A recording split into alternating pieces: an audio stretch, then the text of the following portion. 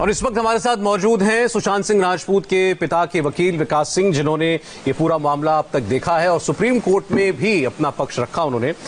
स्वागत है विकास जी आपका। सबसे पहले तो आपके लिए ये बड़ी जीत है। ये जानना चाहते हैं आपसे कि आपकी प्रमुख दलीलें क्या थी अदालत में जो आज स्वीकार की गई हैं?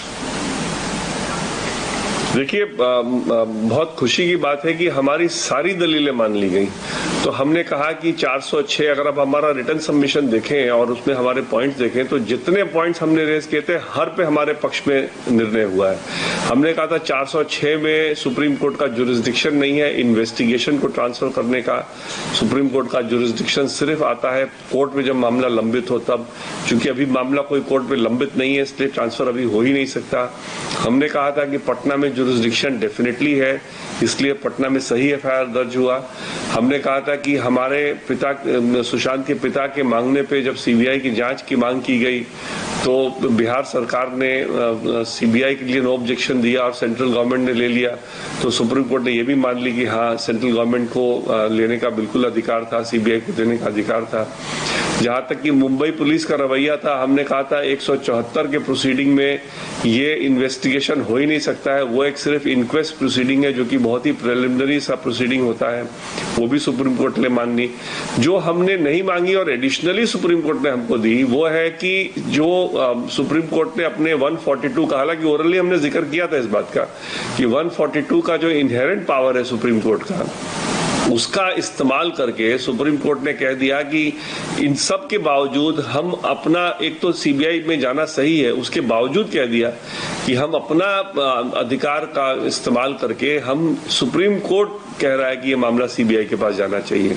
और उसी डायरेक्शन में एक एडिशनल चीज दी जो कि हमने नहीं मांगी थी, जो कि जिसका हमने जिक्र भी नहीं किया था, वो था ये कि अगर कोई मुंबई पुलिस में और भी एफआईआर इस मामले से जुड़ी हुई अगर रजिस्टर होती है तो वो एफआईआर भी सीधा सीबीआई के पास ही जाएगी और कोई डुअल इन्वेस्टिगेशन का कोई इसमें स्कोप नहीं रहेगा। सो फॉर इंस्टेंस, अगर मान लीजिए कोई और एफआईआर होता है कोई और मौत से, जो कि सुशांत सिंह के मौत से जुड़ा हुआ है, तो वो एफआईआर भी पहले ही सुप्रीम कोर्ट ने तय कर दिया है कि वो मुंबई पुलिस उसको इन्वेस्टिगेट नहीं करेगी। सो कहीं भी ये कंफ्यूजन नहीं रखा सुप्रीम कोर्ट ने कि दो एजेंसियां इस मामले में चलेंगी, सिर्फ एक एजेंसी चलेगी।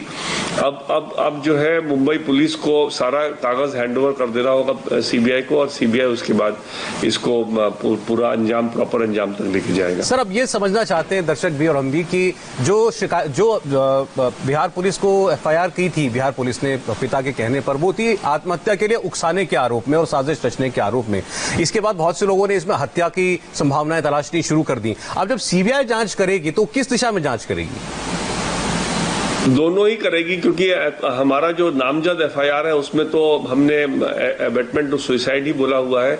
लेकिन जब ये पिठानी पलट गया, उसने जब ईमेल दे दी रिया के फेवर में, जिस ईमेल को इस्तेमाल किया रिया ने अपने सुप्रीम कोर्ट के पिटीशन में, तब हमको परिवार को डाउट हुआ कि पिठानी ही वो आदमी था जिसके भरोसे, जिसके कहने पे परिवार इसको सुसाइड मान रहा था। क्योंकि उसी ने क्लेम किया, वो अपने आप को सुशांत का दोस्त क्लेम करता था और उसी ने बॉडी को उतारा, वहां से लटके हुए बॉडी को उतारा।